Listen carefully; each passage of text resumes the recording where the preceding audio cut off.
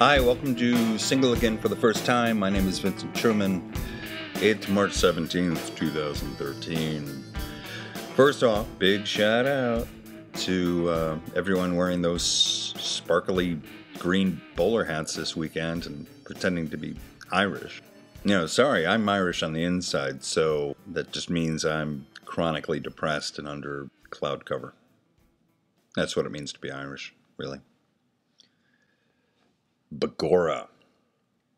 I saw just this morning, I saw, one of those sum cards things that people post on Facebook, and I just saw an absurd one, but it made me laugh. What did it say here? Hang on. It says, "Wow, honey." It's a man looking at a woman. "Wow, honey, you must be Irish because my penis is Dublin."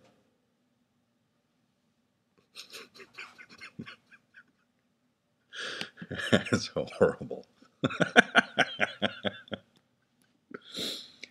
But it made me laugh. It made me laugh ever so slightly, don't you know? It's extraordinary. So I'm part of a divorce support group. Have been in a divorce support group since May of 2012. I don't remember much about the first meeting except I didn't want to be there.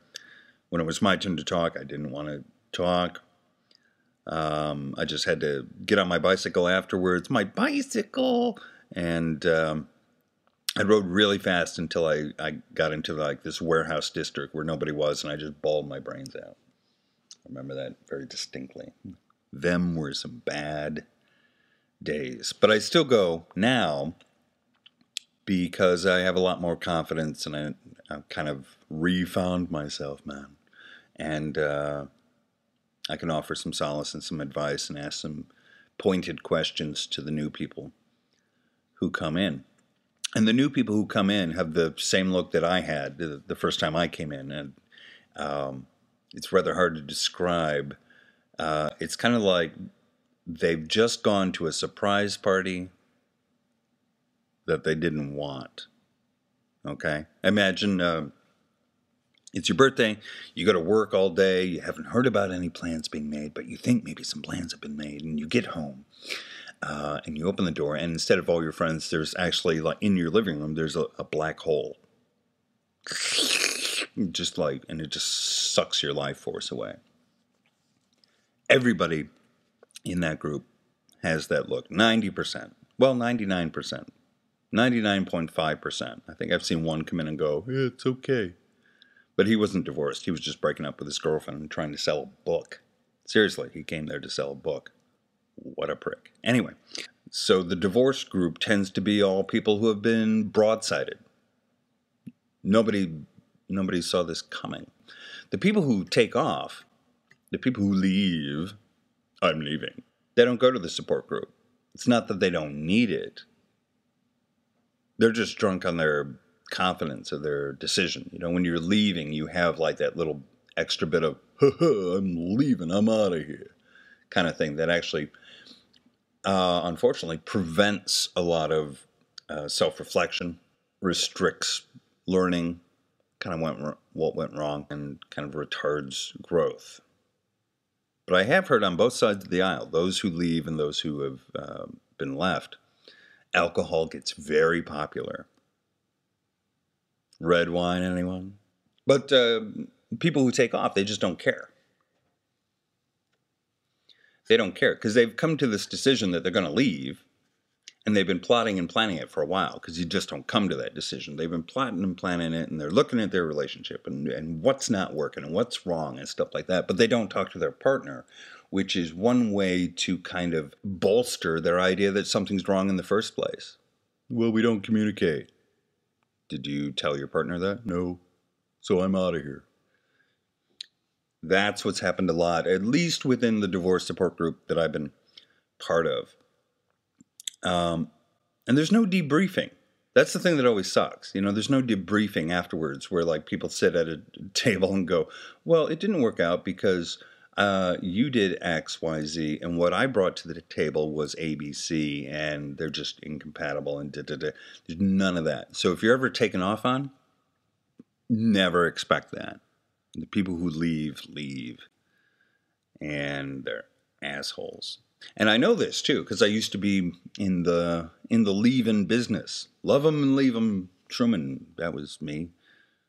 Not really, but I'll tell you one embarrassing thing. There was an incident in the mid-90s. I was dating a girl, and by dating I mean sleeping with and eating a lot of food together. Yeah, I was young then, and I got this bug in my mind to do her best friend. And I figured out my exit strategy, and I did it. And sure enough, I was busted on it. And when the first woman came to me, very upset, and asked me what that was all about, so I was like, hey, it's your best friend. Why don't you take it up with her? I'm out of here. And I left, and I have no idea what I left behind. It was a very dickish move. It was nasty. When I think about it now, when I'm looking at photo albums, I actually skip those pages because I have so much shame about it. I'm really embarrassed by it. And the relationships I have had subsequent to that, there has been no one person leaves. Well, I should clarify that. I haven't left. I've had kind of 3 major ones since, and the first 2 ended very well. It was just kind of mutual, which is, the thing to do. It's kind of mature. And then the third one, I was the surprise party black hole guy. What happened?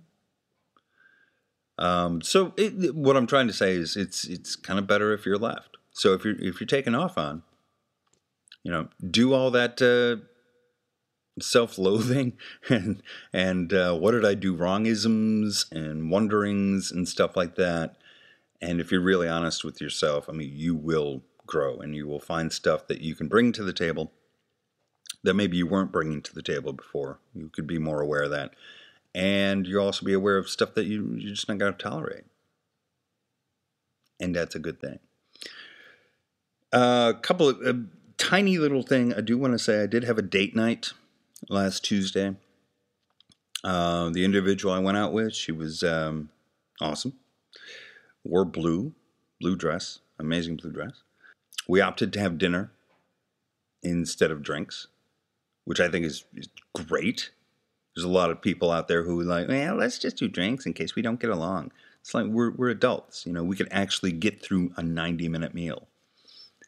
At the very least, you have a decent chunk of food. And if it's not going to work out, it's not going to work out. It's fine. Why just do a drink? Why get together with the sole purpose of contaminating your consciousness through alcohol as a way to figure out if you like another person? It doesn't make any sense to me. Anyway, so I mentioned 90 minutes because 90 minutes is kind of how long dinners go. Ours went 3.5 hours.